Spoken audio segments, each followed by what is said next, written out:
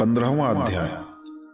धेनुकासुर का उद्धार और ग्वाल बालों को कलियानाग के विष से बचाना। श्री सुखदेव जी कहते हैं, परीक्षित, अब बलराम और श्री कृष्ण ने पौगंड अवस्था में अर्थात छठे वर्ष में प्रवेश किया था। अब उन्हें गौवें चराने की स्वीकृति मिल गई। वे अपने सखा ग्वाल बालों के साथ गौवें चराते हुए वृंदावन में जाते और अपने चरणों से वृंदावन को अत्यंत पावन करते। ये वन गौओं के लिए हरी हरी घास से युक्त एवं रंग बिरंगे पुष्पों की खान हो रहा था। आगे आगे गौवें, उनके पीछे पीछे बांसुरी बजाते हुए श्याम सुंदर, तदनंतर बलराम और फिर श्री कृष्ण के यश का गान करते हुए ग्वाल बाल। इस प्रकार विहार करने के लिए उन्होंने उस वन में प्रवेश किया। उस वन में कहीं तो भौरे बड़ी मधुर गुंजर फिर से कर लेना प्रवेश किया भर रहे थे और कहीं सुंदर सुंदर पक्षी चहक रहे थे। बड़े ही सुंदर सुंदर सरोवर थे जिनका जल महात्माओं के हृदय के समान स्वच्छ और निर्मल था। उनमें खिले हुए कमलों के सौरभ से सुवासित होकर शीतल मंद सुगंध वायु उस वन की सेवा कर रही थी। इतना मनोहर था वो वन कि उसे देखकर भगवान ने मन ही मन उसमें विहार करने का संकल्प किया। पुरुषोत्तम भगवान ने देखा कि बड़े बड़े वृक्ष फल और फूलों के भार से झुककर अपनी डालियों और नूतन कोपलों की लालिमा से उनके चरणों का स्पर्श कर रहे हैं। तब उन्होंने बड़े आनंद से कुछ मुस्कुराते हुए अपने बड़े भाई बलराम जी से कहा। भगवान श्री कृष्ण ने कहा, देव शिरोमणे, यूं तो बड़े बड़े देवता आपके चरण कमलों की पूजा करते हैं, परंतु देखिए तो ये वृक्ष भी अपनी डालियों से सुंदर पुष्प और फलों की सामग्री लेकर आपके चरण कमलों में झुक रहे हैं, नमस्कार कर रहे हैं। क्यों न हो, इन्होंने इसी सौभाग्य के लिए तथा अपना दर्शन एवं श्रवण करने वालों के अज्ञान का नाश करने के लिए ही तो वृंदावन धाम में वृक्ष योनि ग्रहण की है। इनका जीवन धन्य है।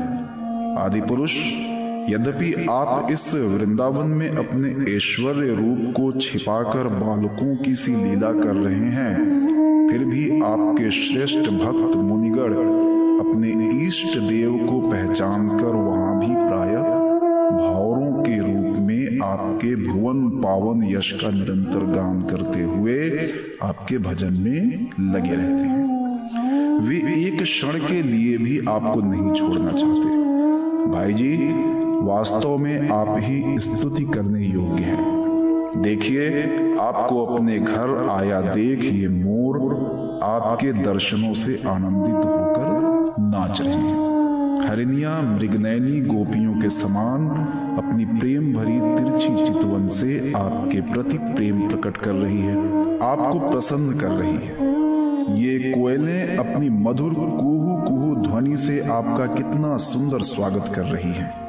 ये वनवासी होने पर भी धन्य है, क्योंकि सत्पुरुषों का स्वभाव ही ऐसा होता है कि वे घर आए अतिथि को अपनी प्रिय से प्रिय वस्तु भेंट कर देते हैं। आज यहाँ की भूमि अपनी हरी हरी घास के साथ आपके चरणों का स्पर्श प्राप्त करके धन्य हो रही है। यहाँ के वृक्ष, लताएं और झाड़ियां आपकी उंगलियों का स्पर्श पाकर अपना अहोभाग्य मान रही हैं।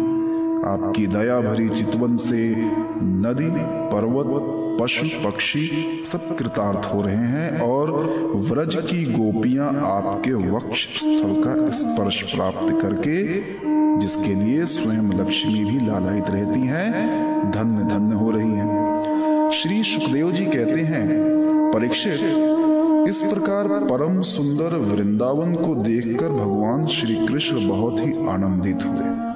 वे अपने सखा ग्वाल बालों के साथ गोवर्धन की तराई में यमुना तट पर गौओं को चराते हुए अनेकों प्रकार की लीलाएं करने लगे। एक और ग्वाल बाल भगवान श्री कृष्ण के चरित्रों की मधुर तान छेड़े रहते हैं तो दूसरे ओर बलराम जी के साथ वनमाला पहने हुए श्री कृष्ण मतवाले भौरों की सुरीली गुनगुनाहट में अपना स्वर मिलाकर मधुर संगीत अलापने लगते हैं। कभी कभी श्री कृष्ण कूजते हुए राजहंसों के साथ स्वयं भी कूजने लगते हैं और कभी नाचते हुए मोरों के साथ स्वयं भी ठुमुक ठुमुक कर नाचने लगते हैं और ऐसा नाचते हैं कि मयूर को उपहासास्पद बना देते हैं। कभी मेघ के समान गंभीर वाणी से दूर गए हुए पशुओं को उनका नाम ले लेकर बड़े प्रेम से पुकारते हैं। उनके कंठ की मधुर ध्वनि सुनकर गायों और ग्वाल बालों का चित्त भी अपने वश में नहीं रहता।